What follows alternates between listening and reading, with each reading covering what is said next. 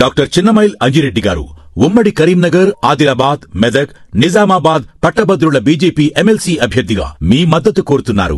Manipur BJP ముఖ్యమంత్రి Byron Singh రాజీనామా చేశారు. మనకు తెలుసు 649 రోజులు అయిపోయాయి. ఇప్పటికీ అక్కడ ఎథనిక్ వైలెన్స్ అంటే జాతుల మధ్య హింసాకాండ చెలరేగి ఈ హింసాకాండ అడపాదడపా కొనసాగుతూనే ఉంది. జాతుల మధ్య జరిగిన ఈ హింసాకాండ ఎథనిక్ వైలెన్స్లో 250 మంది దాకా చనిపోయారు. 60,000 మంది నిరాశ్రయులయ్యారు. బైరాన్ సింగ్ ప్రభుత్వము ఈ హింసాకాండను, ఈ మారణ హోమాన్ని ఆపలేకపోవడమే కాదు, అసలు ఈ మారణ హోమానికే బైరాన్ సింగ్ కారణము.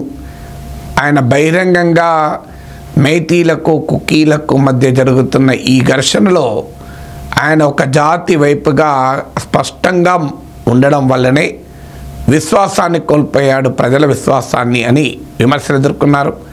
ఆయన బహిరంగంగా మైతీలకు అనుకూలంగా ఉన్నాడు. ఈ మధ్య బైరాన్ సింగ్ ఆడియో లీక్స్ కూడా బయటకు వచ్చాయి. ఆయన ఈ హింసాకాండ జరుగుతుంటే ఉపేక్షించడమే కాదు, అసలు ఈ హింసాకాండకు మూలమే బైరాన్ సింగ్ అని, ఆయనే దీనికి కారణం అంటూ ఆడియో లీక్స్ బయటకు వచ్చాయి.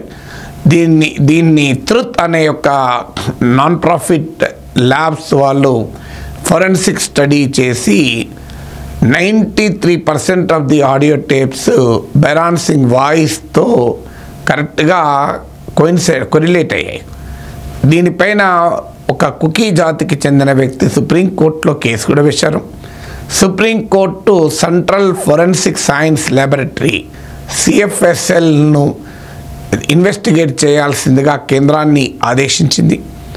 మణిపూర్ హింసాకాండపైన సుప్రీంకోర్టు కూడా చాలా ఆందోళన వ్యక్తం చేసింది. ప్రధానమంత్రి నరేంద్ర మోడీ మణిపూర్ సందర్శించాలి అని ఇప్పటికీ 649 రోజులుగా లేదా అంతకు ముందు నుంచి కూడా డిమాండ్ వస్తున్నది. కానీ ఇప్పటి వరకు మోడీ ప్రపంచమంతా పర్యటించారు, క్రికెట్ మ్యాచ్కి వెళ్ళారు, కానీ మణిపూర్ వెళ్ళటానికి మాత్రం నిరాకరించారు.